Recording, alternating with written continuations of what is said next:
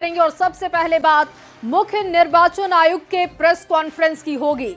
बिहार में 2 दिन तक मैराथन बैठक के बाद मुख्य निर्वाचन आयुक्त ज्ञानेश कुमार ने पटना में प्रेस कॉन्फ्रेंस की।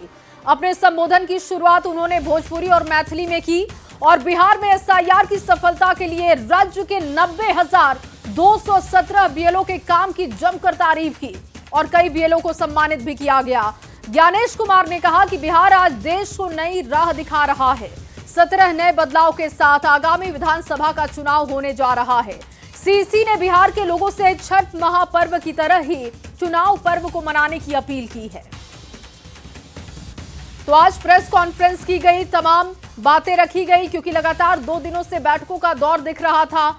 राजनीतिक दलों के साथ मीटिंग की गई थी पहले और उसके बाद बात की गई पुलिस प्रशासनिक अधिकारियों से कि वो कितने तैयार हैं चुनाव के लिए। 2 दिनों की मैराथन बैठकों के बाद आज देखिए प्रेस कॉन्फ्रेंस निर्वाचन आयोग की तरफ से करते हुए कहा गया कि छठ महापर्व की तरह ही चुनाव के पर्व को मनाना है। संबोधन की शुरुआत ज्ञानेश कुमार ने भोजपुरी और फिर मैथिली में की। सबसे पहले भारत के सभी मतदाता के अभिनंदन करतानी आ विशेष गहन पुनरीक्षण अभियान एसआईआर के सफलतापूर्वक संपन्न करावे खातिर रउआ सभे के कोटि कोटि आभार आ धन्यवाद जतावत बानी।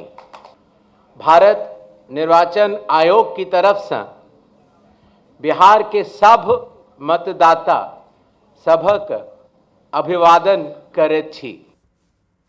मैं बिहार के सभी मतदाताओं से यह आह्वान करता हूं कि आइए, जिस तरह से हम अपने त्योहारों को उल्लास और श्रद्धा से मनाते हैं और विशेष रूप से बिहार की छठ पूजा जैसे महान लोक पर्व को पूरे उत्साह व आस्था से मनाते हैं, उसी तरह से लोकतंत्र के चुनाव के इस महापर्व को भी उत्सव की तरह मनाएं।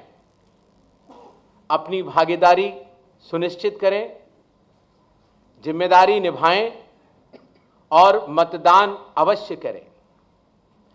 अपना भागीदारी पक्का करी, जिम्मेदारी निभाएं, आप वोट जरूर करें।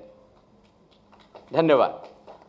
कि कई बार जब लाइन में खड़े होते हैं तो मोबाइल की आवश्यकता पड़ती है।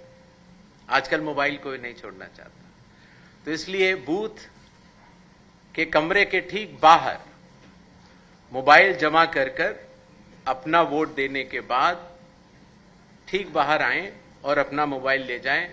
ऐसी व्यवस्था की ट्रायल की जा चुकी है पिछले बाई इलेक्शंस में और बिहार में ये पूरे राज्य में लागू होगा।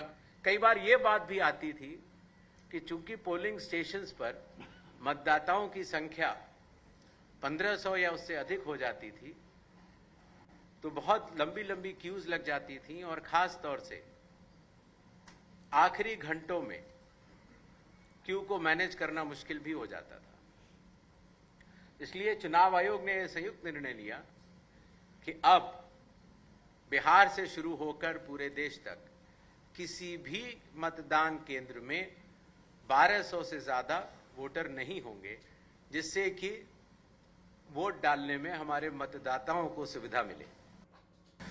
पहले यह बात भी आती थी कि जो वेबकास्टिंग है, जो पोलिंग बूथ के अंदर जो वेबकास्टिंग होती है, वो कहीं 50% या कम से कम 50% या 60% बूथों पर होती थी और अब बिहार से शुरू होकर पूरे देश में जब भी चुनाव होंगे 100% वेबकास्टिंग हर पोलिंग स्टेशन पर की जाएगी।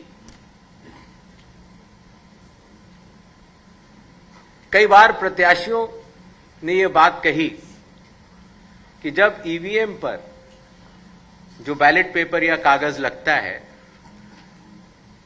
उसमें जो उनकी फोटो आती है वो ब्लैक एंड व्हाइट होती है और इसलिए मतदाता को पहचानने में कई बार दिक्कत हो जाती है। हालांकि चुनाव चिन्ह तो रहता है और साथ ही साथ ये भी बात आई कि सीरियल नंबर भी बड़ा होना चाहिए।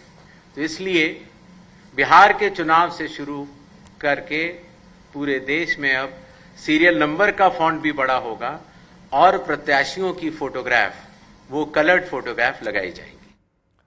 और वहीं सीसी ज्ञानेश कुमार ने साफ किया कि आधार कार्ड न तो जन्म तिथि का प्रमाण है और न ही नागरिकता का प्रमाण है।